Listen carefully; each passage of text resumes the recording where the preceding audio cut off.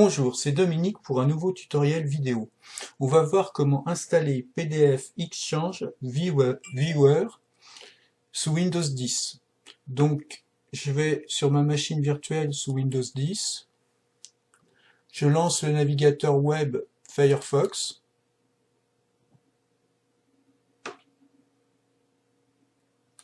Alors, je cherche PDF Exchange. Voilà, je l'ai là. Ensuite, je choisis le site comment ça marche, mais en fait, vous pourriez en prendre un autre. Voilà, je clique sur télécharger. Ensuite, sur enregistrer le fichier. J'ai mon téléchargement qui est en train de se dérouler ici. Vous voyez, j'ai cliqué sur la flèche. Donc ça se télécharge. Donc c'est un logiciel qui permet de visualiser et de modifier les PDF. Le téléchargement suit son cours. Il va bientôt se terminer. C'est assez léger en fait. Donc là, je clique sur la petite icône avec le dossier. Ah, j'ai réduit ma machine virtuelle. J'aurais pas dû. Si vous utilisez un autre navigateur web que Firefox, la procédure de téléchargement risque d'être légèrement différente, mais par contre, vous récupérez normalement par défaut votre programme téléchargé dans le dossier téléchargement. Donc une fois que vous avez ce programme, là il s'appelle PDF XViewer, je double-clique gauche dessus pour l'exécuter. Là, je clique sur oui. Je laisse français sélectionné dans mon cas. Je peux fermer ça déjà. Fermer ça. Voilà. Donc là, suivant. Je coche, je comprends et j'accepte les termes du contrat de licence. Suivant.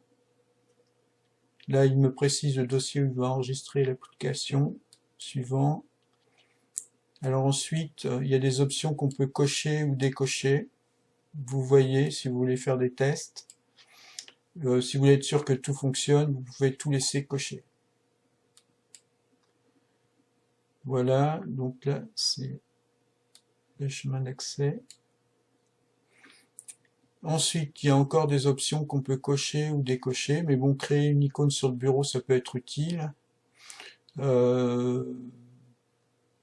Par défaut, pour lire les PDF, ça peut être utile. Ensuite, c'est pour les navigateurs. Ça, vous le mettez ou vous ne le mettez pas, à vous de voir. Suivant. Donc, je clique sur Free Version, qui est la version gratuite, parce que l'autre version, c'est une version pro et qui requiert un numéro de série. Donc, comme je ne veux pas m'enregistrer, je clique sur Free Version et je fais Suivant.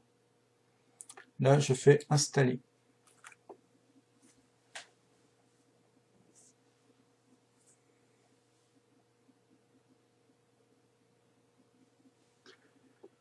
Là, il a exécuté le programme qui est coché. On va terminer. Il va se lancer.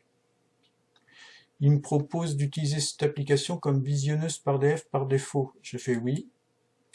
Je clique sur oui. Bon, lors de mes tests, le fait qu'il soit l'application lecteur PDF par défaut, ça n'a pas fonctionné. Donc, j'ai opté pour une autre procédure par la suite que je vous montrerai.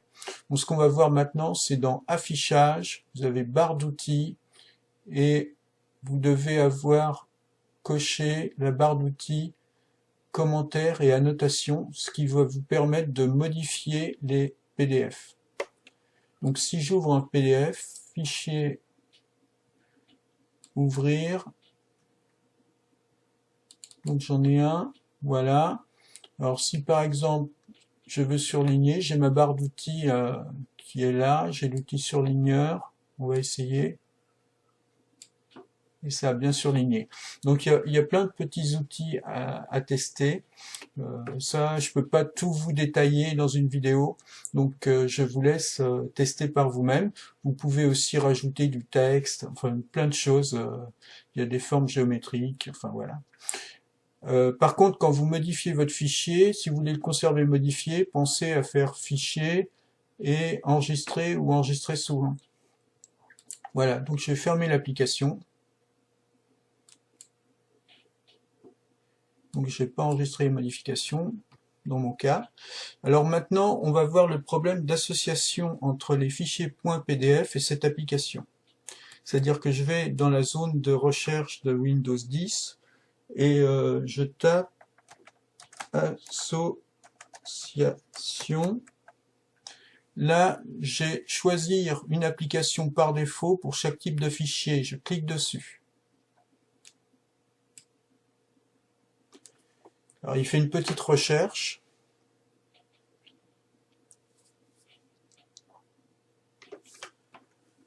Voilà. Alors après, je cherche dans la colonne de gauche les fichiers .pdf.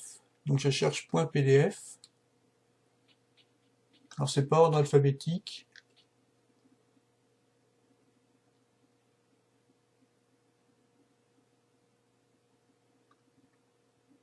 Je continue de chercher. Je ne dois plus être très loin.